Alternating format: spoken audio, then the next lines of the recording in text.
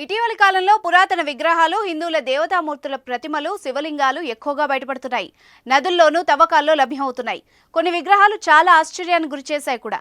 తాజాగా సముద్రంలో ఓ శివలింగం బయటపడింది.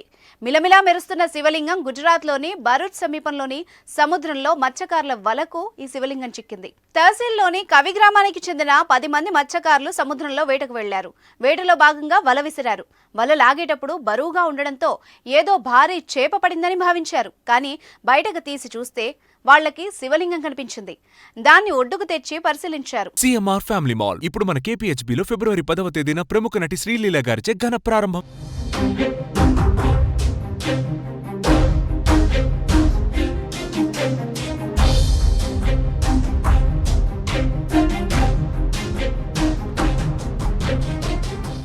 ప్రజలు శివలింగానికి స్వచ్ఛమైన నీటితో అభిషేకం చేయగా అందులో నాగుపాము, శంఖం ఆకారాలు కనిపించాయి.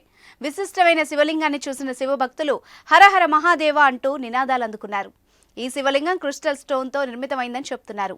సముద్రంలో శివలింగం దొరికిందన్న విషయం అందరికీ తెలియడంతో సమీప ప్రాంతాల నుంచి ప్రజలు భారీగా తరలివచ్చారు. శివలింగానికి దండాలు పెట్టి పూజలు చేశారు. నాగుపాము గుర్తులు ఉండడంతో మహిమ గల శివలింగంగా భావిస్తున్నారు. ఇది సుమారు 100 కేజీల బరువు ఉంటుందని చెప్తున్నారు. శివలింగం ఎక్కడి నుంచి వచ్చింది అన్న విషయం ఇంకా తెలియరాలేదు. ఇటీవల సముద్రంలో సంభవించిన ఆటుపోట్ల కారణంగా ఈ శివలింగం నీటి ఉపరితలం పైకి వచ్చి ఉండవచ్చని తెలుస్తోంది. దీనిపై అధికారులు విచారణ చేపట్టారు. ఈ శివలింగం ఎక్కడిది అనే అంశంపై అధికారులు ఆరా తీస్తున్నారు.